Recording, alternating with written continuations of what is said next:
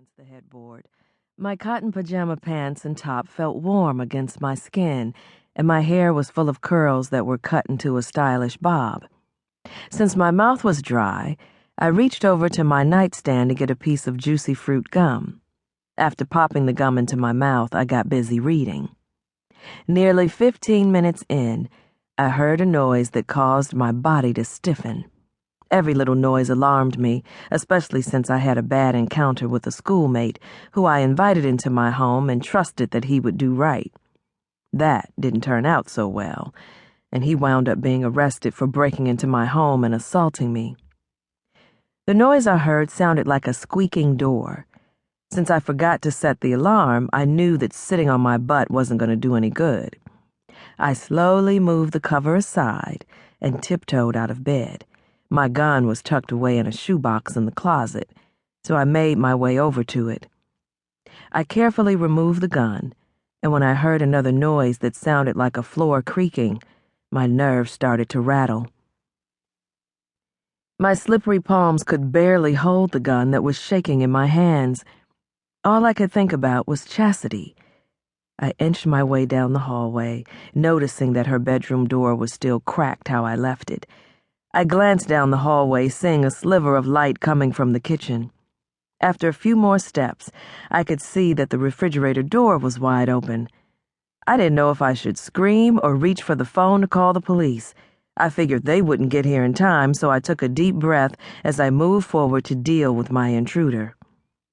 The kitchen was partially dark, and all I could see was his white tennis shoes. "I have a gun aiming right at you. If you try anything stupid, I swear that I will shoot." The man eased his hands in the air and slowly stood straight up. That was when I noticed it was Roc. "Now, why would you want to shoot me? All I was doing was looking for some wine so we could celebrate Daddy being home." A sigh of relief came over me as Roc smiled, displaying those pearly white teeth and dimples that made my day.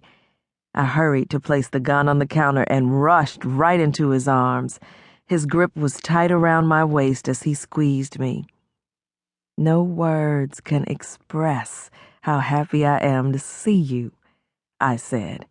I held the sides of his handsome face and wasted no time sticking my tongue into his mouth for a little dance. He moaned between sloppy, wet kisses. "Maybe I should stay gone this long all the time. I can't remember a time when you were ever this excited to see me." We were still locked in a tight embrace. Neither of us was ready to let go. "No, I never want you to stay away for that long again. I was going nuts not hearing from you, but I at least knew you were safe.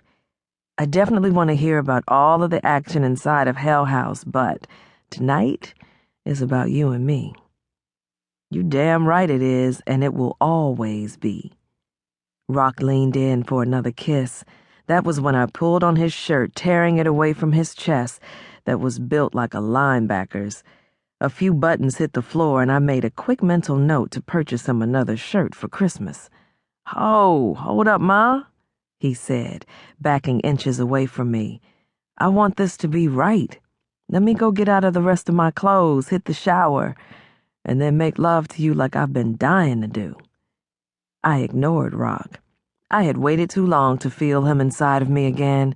His hot shower had to be put on the back burner. He knew that we weren't going to follow his plan when I started to unzip his jeans. I also removed my pajamas, giving him a hint. All I had on was a pair of ocean blue silk panties, no bra. "Shame on me for not being able to wait," I said.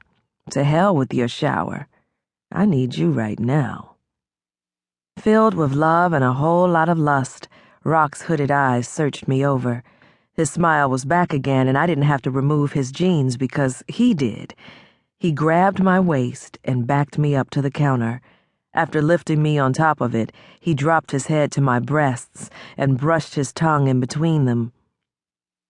"Have I told you how much I love you yet?" he said. "No, not yet, and I've been waiting to hear it, but you seemed more interested in what was in the fridge than coming to the bedroom where you knew I'd be."